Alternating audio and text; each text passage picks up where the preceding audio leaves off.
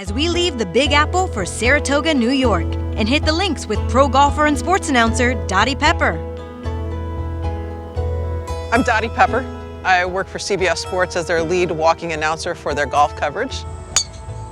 So we're at the Saratoga Golf and Polo Club.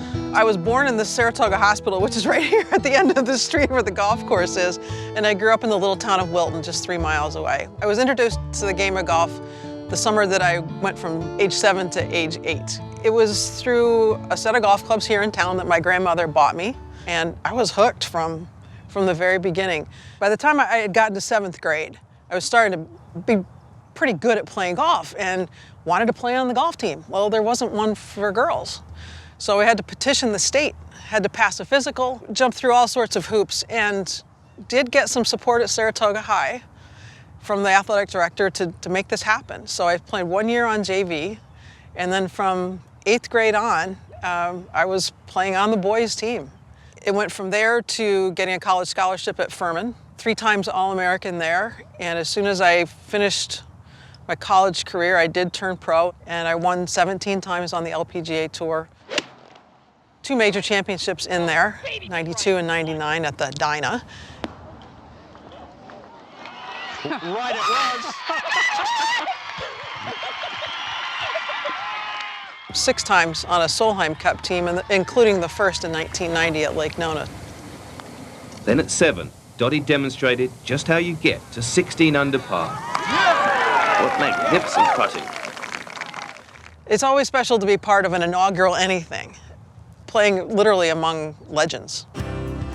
Roadshow appraiser Leela Dunbar joins Dottie for a few holes of golf and a few tips.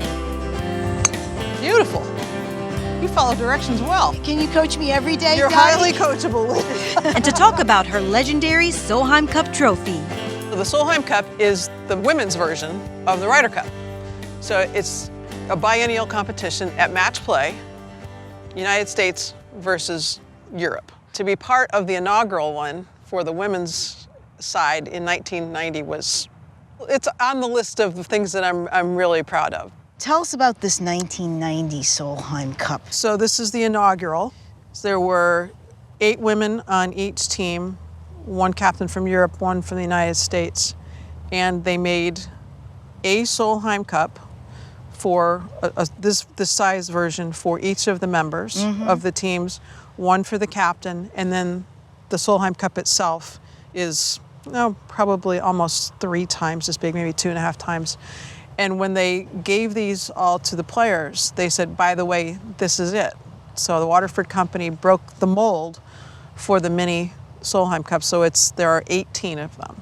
And that's it? That's it. So if I were going to value this, the first thing, there have been no Solheim Cups that I'm aware of that have ever sold at auction, which I would understand because they mean so much to the different players and because it only started in 1990. So if you're looking at Ryder Cups that have been given out to the players and the captains over the years, again, depending on the team, the player, the year, they can sell at auction anywhere, believe it or not, and it's a wide range, $10,000 up to $170,000, paid for one awarded to Sam Snead.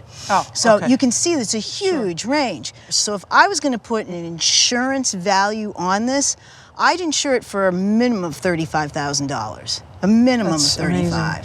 Because again, it's important and because you are one of the key players and it's the first Solheim Cup and you can't overstate that. It's going to be the first Solheim Cup in 50 years, in 100 years, in 200 years. That will never change. You are completely etched in history here, Dottie. It's very cool.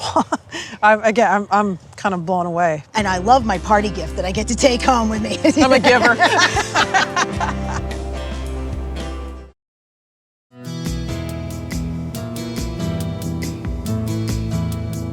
Most families have a story about an old treasured item. Does Dottie Pepper's family lore about an heirloom table hold up? Appraiser Meredith Muley tees up some facts. The one piece on the entry I'm really curious about because it's a family piece. And it was given to my great-grandfather and his wife, my great-grandmother. It was their smoking table. It sat between their 2 recliners and it was gifted to them by someone who married into the family, and she had traveled the world, probably back in the early 1900s. Beyond that, I really don't know. Okay, so this piece that we looked at, it's a parlor table. Okay. And that's where the men in Victorian times went to smoke. So that sort of made sense, right? It totally makes Wow, sense. okay. And this is a Rococo revival piece and dates to about 1880. Okay. And I know that it's Rococo revival because it's very symmetrical. Okay. If it was 18th century Rococo period, it's asymmetry. So pro tip, if it's asymmetrical, it's Rococo period. If it's symmetrical, it's Rococo revival 19th century. What I love about it is the shape, and it's a turtleback shaped top. And it's got a beautiful beveled edge. It's a nice piece of marble that's on this lovely table. Do you have any idea what the value is? Zero idea. Yeah. Victorian furniture, not so much in style. They made a lot of it. At auction today, I'd say $300 to $500. It's an easy sell. Yeah. Well, it's found its space here.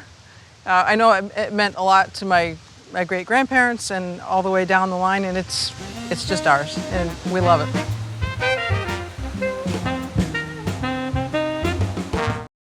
This was fantastic. I learned a lot, and I also can now put to rest the supposed stories of where that entry table came from.